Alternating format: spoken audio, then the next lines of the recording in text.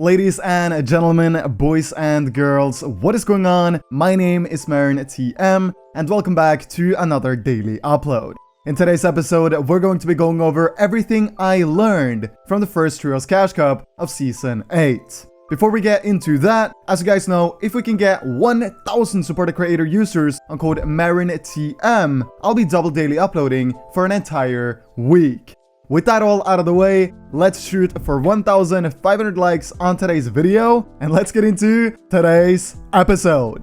Every week when there is a Trios Cash Cup, you have a new opportunity to earn $200 or more, especially on EU.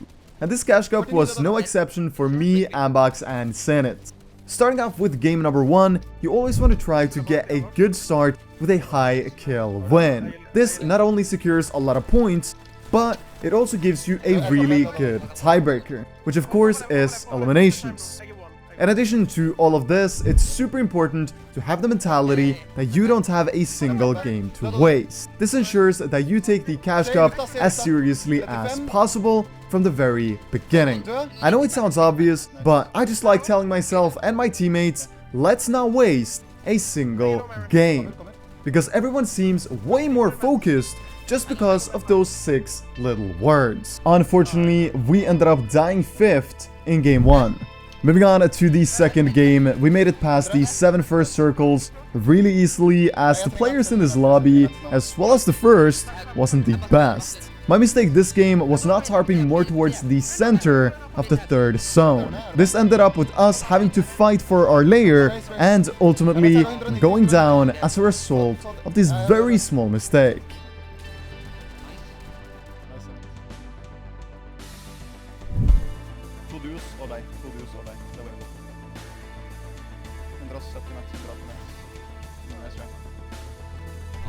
In game number 3, me, Zenit, and Apeks get into a fight where we pretty much just play as 3 solos. And this comes as a result of us never having played together before. And because of our lack of teamwork and communication, we go down early on in game 3. Thankfully, the bad games didn't come to stay, and in game number 4, we played near perfectly. And I'll do a run through of my tarping process in this endgame, as it was actually really good. The first call I give to my teammates here is go out to the left side. And not only can I see that the left side is pretty dead, but I also know from how the 50-50 zone pulled that this will be the dead side, because that was the side covered with the storm. So right here I used metal. I could have probably used brick here, as I was simply running all the way to the frontage, and the chance of dying when you're running fast with a pepper is very slim. What I do here is I ask for more metal, as being all the way on the frontage and moving slowly forward does require the hardest possible map you have. So that could be brick or that could be metal, but in this case we did have metal, so I did use it. And as you guys can tell, I'm going very far into the first zone. This is because when the second zone pulls, I'll naturally have the dead side because of my positioning in the first zone. Right here, I instantly went to the middle of the second zone and all the way frontage on low ground. This is because low ground is a super good layer, not only to save mats, but also to get a lot of kills, and you don't have the possibility of being sprayed from down under when you're on low ground. This allows for your fraggers to look up for a lot of refreshes. Low ground is also a win condition position.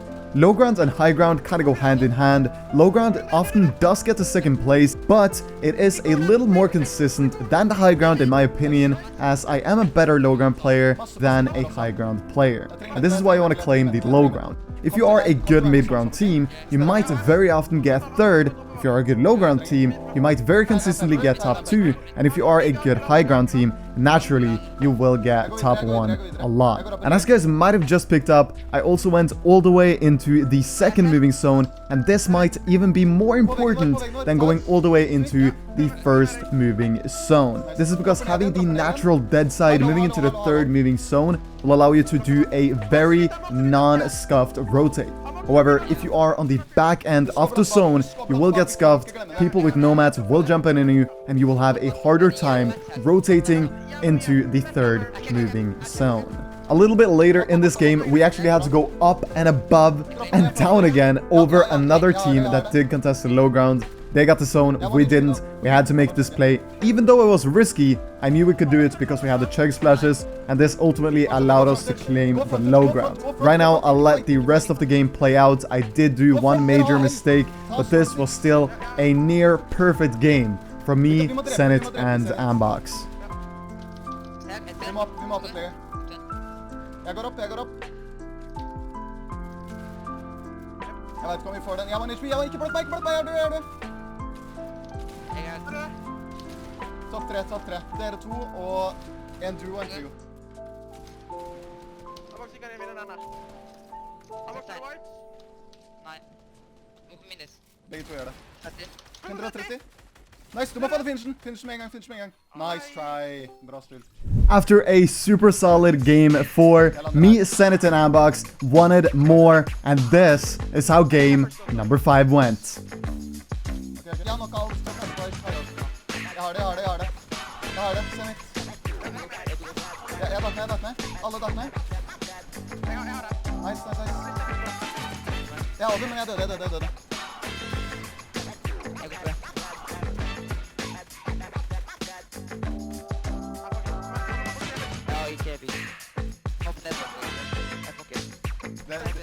Dere vinner ikke. Dere må hoppe inn på de tre.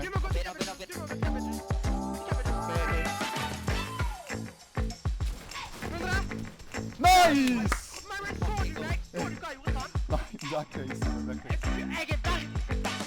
After this game, we were about to top 75 on the leaderboards and ready for more action.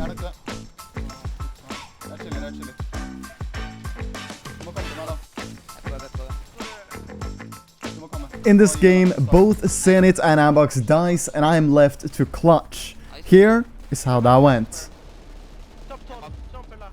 Jeg bak så. 100 ut bare.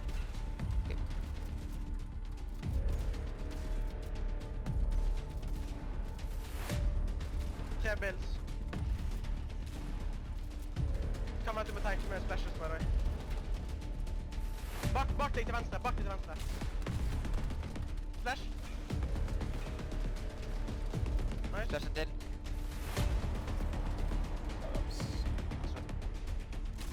Nice, Baron. Matt.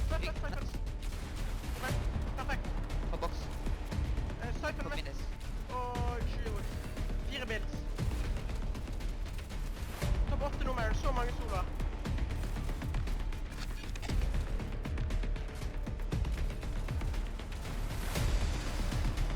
Big. Nice, Baron.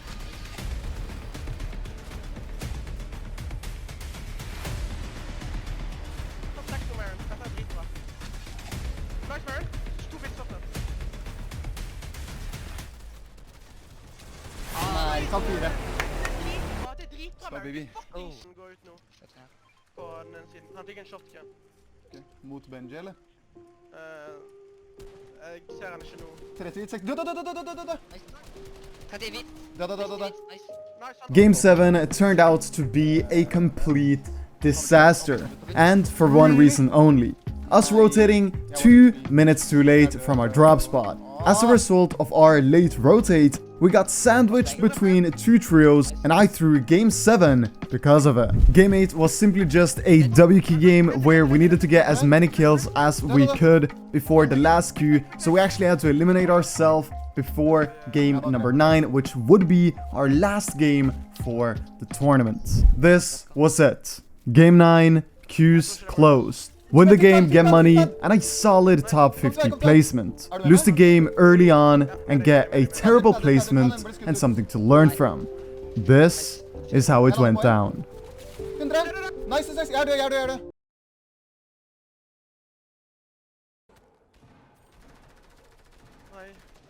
Nei! This is by far the most heartbreaking tournament I have ever played. We played so incredibly consistent and, well, just for it all to end like it did. Fair enough, we learned a lot, and hey, it's only up from here. Before we end today's video, I just want to give a big thank you to everyone who watched all the way to the end. It really means the world to me. My name is M1K3 Editz. Stay safe and take care.